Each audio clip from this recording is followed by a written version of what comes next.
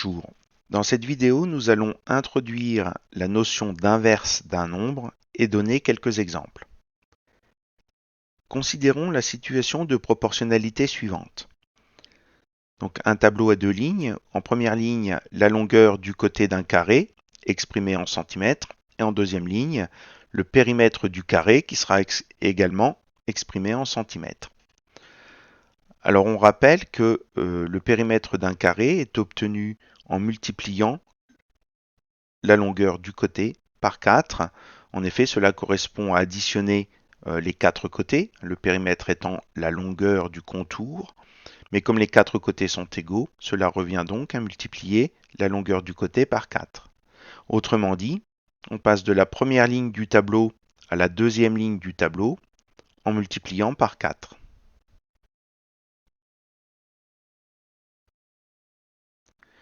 Et donc, le périmètre du carré de côté 3 sera égal à 12.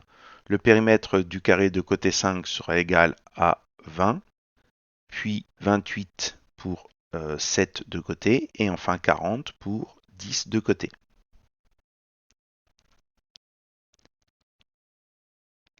Donc il s'agit bien d'un tableau de proportionnalité puisqu'on passe d'une ligne à l'autre en multipliant par un même nombre. Cherchons maintenant le coefficient multiplicateur qui permet de passer de la deuxième ligne du tableau à la première ligne.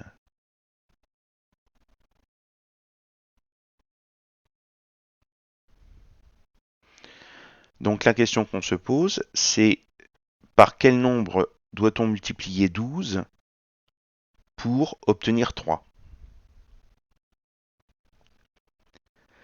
Donc on cherche la valeur du point d'interrogation qui correspondra donc au coefficient permettant de passer de la deuxième ligne à la première à l'aide d'une multiplication.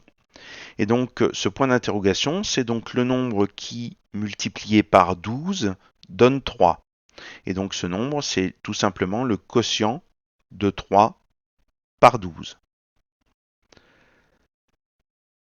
Et donc ce quotient en écriture fractionnaire, donc 3 douzièmes, c'est une fraction qui est simplifiable. On peut la simplifier par 3, ce qui nous donne 1 quart. Ou bien, en écriture décimale, 0,25. Alors en effet, 20 multiplié par 1 quart, donc ça revient à faire 20 fois 1, 20 divisé par 4, 5. 28 multiplié par 1 quart, donc ça revient à faire 28 divisé par 4, donc 7. Et 40 multiplié par 1 quart, ce qui revient à faire 40 divisé par 4, qui est bien égal à 10. Donc ici, notre coefficient multiplicateur permettant de passer de la deuxième ligne à la première, c'est 1 quart. Alors le constat que l'on peut faire sur ces deux coefficients-là, donc c'est que si on les multiplie, on a donc 4 multiplié par 1 quart, et la multiplication de ces deux coefficients, eh bien, elle est égale à 1. Et donc dans ce cas-là, on dit que 4 et 1 quart sont deux nombres qui sont inverses l'un de l'autre. Donc c'est ça la définition de deux nombres inverses l'un de l'autre. Donc deux nombres sont inverses l'un de l'autre si leur produit vaut 1. Alors voici quelques exemples. 2 tiers et 3 demi sont inverses l'un de l'autre. En effet, si je fais 2 tiers multiplié par 3 demi, on sait que pour multiplier deux fractions, on multiplie les numérateurs entre eux et les dénominateurs entre eux. Et donc on peut simplifier ici par 2 et par 3. Il nous reste donc 1 sur 1, c'est-à-dire 1. 2 et 1 demi sont inverses l'un de l'autre, parce que si on fait 2 multiplié par 1 demi, on obtient bien 1. C'est même la définition du quotient de 1 par 2. Le quotient de 1 par 2 est le nombre qui, multiplié par 2, donne 1. 4 et 0,25 sont inverses l'un de l'autre. Donc on a vu que 0,25 c'était 1 quart, donc ça c'est exactement l'exemple qu'on a vu au tout début de la vidéo. 10 et 0,1 sont inverses l'un de l'autre. En effet, si on fait 10 multiplié par 0,1, on trouve bien 1.